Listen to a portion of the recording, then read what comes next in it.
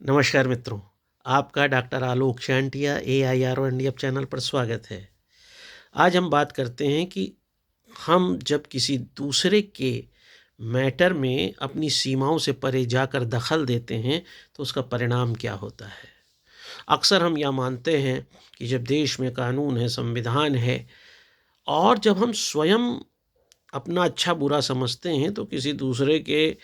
दखल देने से हमारा क्या बनता बिगड़ता है और हम इन बातों को ज़्यादातर इनकार करते हैं और हमें लगता है कि बड़े बुज़ुर्ग भी ज़्यादातर दकियानूसी बातें करते हैं और वह ज़बरदस्ती दखल देते हैं। आइए इसको थोड़ा विज्ञान से समझते हैं। हमारा शरीर की जो प्रतिरक्षण प्रणाली है उसमें रक्त का एक बहुत बड़ा योगदान है और यह रक्त हमारे शरीर में जो हृदय के माध्यम से पूरे शरीर में बहता है, जाता है, पोषक तत्वों को पूरे शरीर में ले जाता है और वहाँ से कार्बन डाइऑक्साइड को समेट कर कार्बोक्सी हीमोग्लोबिन बनाकर लाता है और उसे शरीर से कार्बन डाइऑक्साइड के रूप में बाहर निकाल देता है और हमारे शरीर को सुरक्षित रखता है। यह सारा काम करती हैं शरीर की लाल रक्त कणिकाएं, जिनकी उम्र होती है 120 दिन। जी हाँ, ये लाल रक्त कणिकाएं 120 दिन ही जीवित रहती हैं, उसके बाद यह मृत्यु इनकी हो जाती है। लेकिन कभी कभी ऐसा होता है कि लाल रक्त कणिकाएं की मृत्यु में कॉपर सल्फेट का एक बहुत बड़ा योगदान है। अगर हमारे शरीर में कॉपर सल्फेट की कमी हो जाती है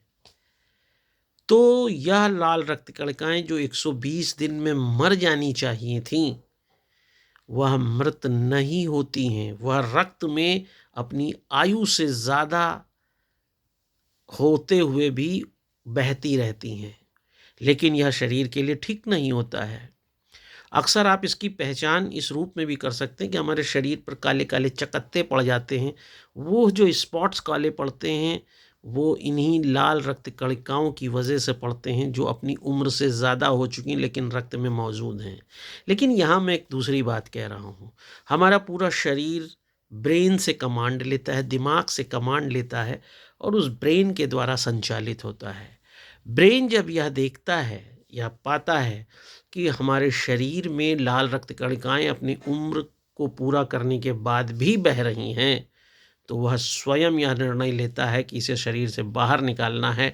और वह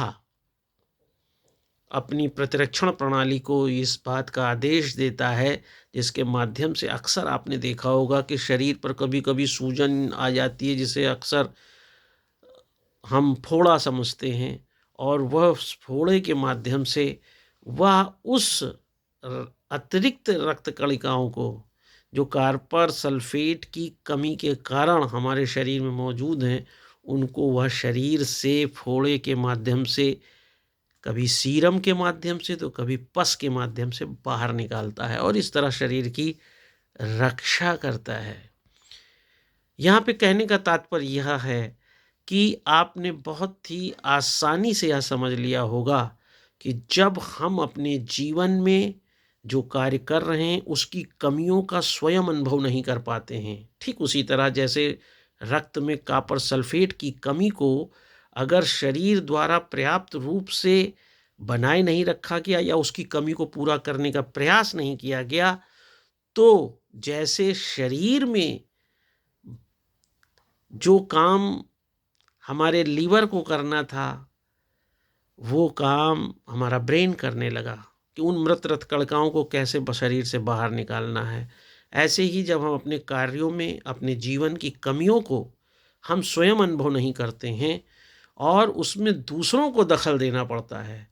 तो कई बार स्थितियां बहुत दुष्कर हो जाती हैं, बहुत दुखदाई हो जाती हैं, पीड़ादायी हो जाती हैं और अक्सर आपने अपने घर में, समाज में देखा होगा कि जब आपकी किसी समस्या में, जो कि अगर समय रहते आप समझ गए होते तो सही ढंग से संभल सकती थी, उसमें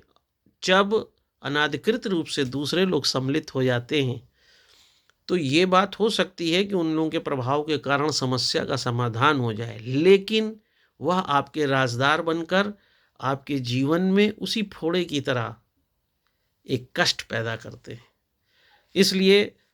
जैसे कॉपर सल्फेट की कमी से समय से न समझ पाने के कारण शरीर द्वारा या आप द्वारा न जान पाने के कारण शरीर सूजन, फोड़े, मवाद, सीरम के द्वारा दर्द पाता है, ठीक उसी तरह से मानव जीवन में जब हम अपने कार्यों की, अपने व्यक्तित्व की, अपने व्यवहार की कमियों को नहीं महसूस करते हैं और उन कमियों को पूरा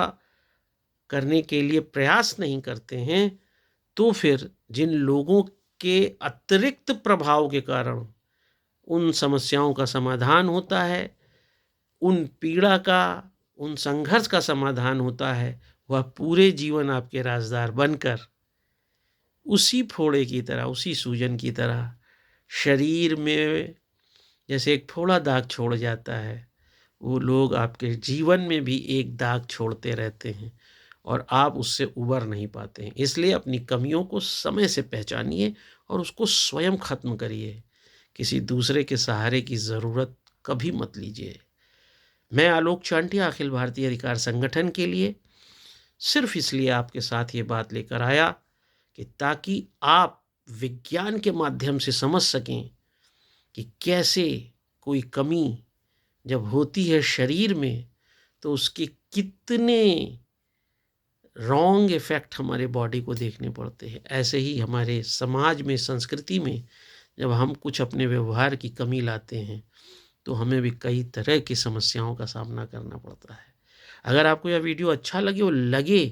कि एक सामाजिक संस्कृति के तथ्य को समझाने में विज्ञान की सहायता से एक अच्छा प्रयास है तो इसे दूर तक ले जाइए